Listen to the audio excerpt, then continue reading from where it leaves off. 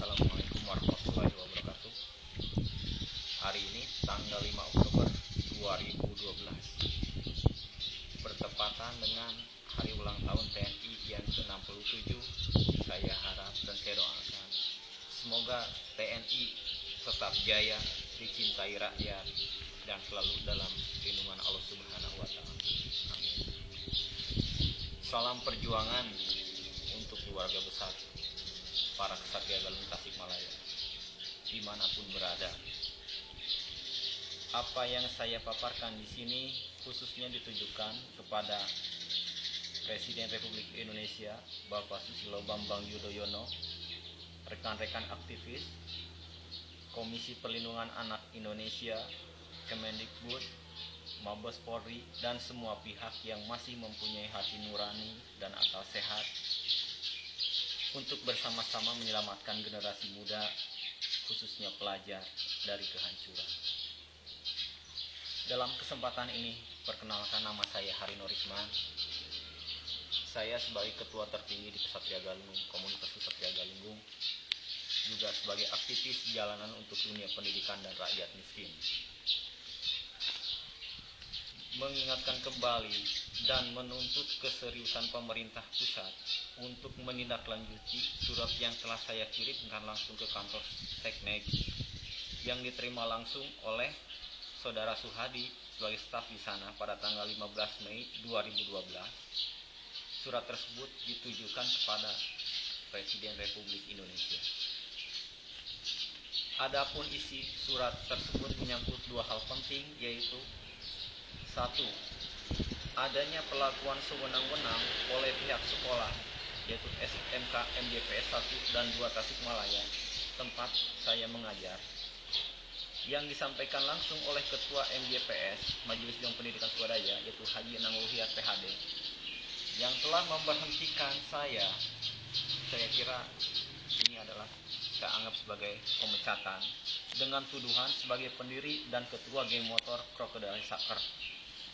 Tuduhan tersebut tanpa fakta dan itu bersifat subjektif karena satu, tidak ada satupun pernyataan atau surat pernyataan khususnya dari pihak Polresta Tasikmalaya Kota yang menyatakan saya sebagai ketua atau pengurus dari sebuah geng motor atau klub motor, komunitas motor manapun yang ada di kota atau kabupaten Tasikmalaya.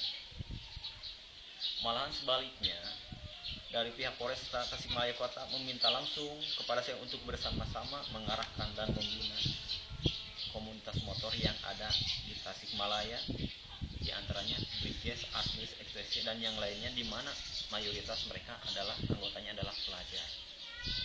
Dua, tuduhan sebagai pendiri dan ketua geng motor Crocodile Sucker itu sama sekali tidak benar, karena di dalam kelompok tersebut tidak ada yang menjadi ketua. Kelompok atau klub motor tersebut dibentuk oleh siswa atau mereka yang dulu pernah satu sekolah waktu SMP, kemudian berlanjut ketika mereka menjadi siswa di SMK MGPS 1 dan 2 Tasikmalaya.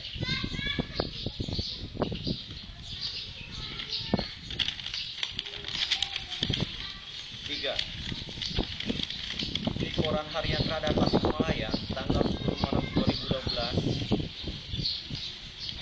dengan judul Guru Dirikan Geng di Sekolah yang disampaikan oleh Haji Dudung sebagai sekretaris yayasan dan kepala SMK MGPS 2 Tasikmalaya, disebutkan bahwasannya yang menjadi dasar diantaranya saya berhentikan adalah adanya peristiwa pembacokan. Diduga pelakunya adalah mantan murid, juga mantan anggota Crocodile Sucker rekrutan yang kini bergabung dengan geng motor lain. Bantahan saya, tidak benar pelaku pembacokan adalah mantan murid dan mantan anggota Crocodile Sucker, karena sejak yang bersangkutan ditangkap oleh polisi dari Polsek Cideung, saya datang menengok dia pelaku. Di sana saya memberikan nasihat kepada dia, pelaku tersebut, karena pelaku adalah masih pelajar, berstatus pelajar, pun dia mengambil paket C. Bahkan di sana pun saya mencabut laporan saya karena saya merasa kasihan kepada anak tersebut. Saya kurang lebih ngobrol ngobrol dengan pelaku kurang lebih 1 jam. Di sana ada poin penting yang bisa saya ambil kesimpulan. Satu, dia pernah masuk di SMK MJPS 2 Tasikmalaya, tapi tidak sampai naik ke kelas 11 karena dia keluar dengan alasan merasa sakit hati dengan perilaku salah seorang guru. Ini mari saya tidak tahu. Dua, saat pertama kali bertemu di mana dia pelaku berada di dalam sel, ternyata di antara kami tidak pernah saling mengenal.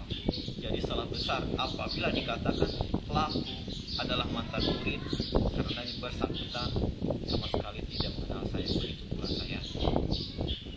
Bapak Presiden yang saya hormati dan rekan-rekan aktivis yang saya banggakan, apa yang telah terjadi kemudian setelah saya diberhentikan dari sekolah.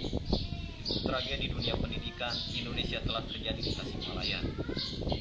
Satu, siswa yang tergabung di dalam klub motor Progres Soccer diintimidasi akan dikeluarkan dari sekolah. Orang tua mereka dipanggil untuk membuat surat pernyataan.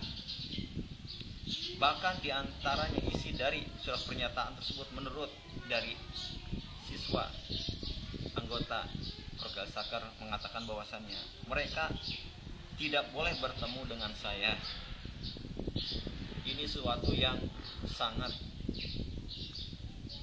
miris karena artinya mereka harus memutuskan tali silaturahmi dengan saya. Naudzubillahi min dzalik. Padahal saya selalu menyuruh mereka untuk selalu berbuat kebajikan dan melarang pada perbuatan zalim. Selama saya membina mereka, tidak pernah saya menyuruh mereka untuk berbuat anarkis.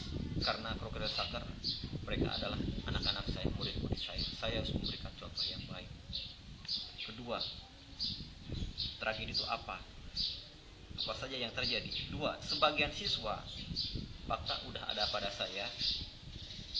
Sebagian siswa dari SMK MJP 1 dan 2 dipaksa untuk menandatangani dan membuat surat pernyataan palsu yang isinya menjelekkan pribadi saya, diantaranya yaitu menjelekkan saya selama proses kegiatan belajar mengajar.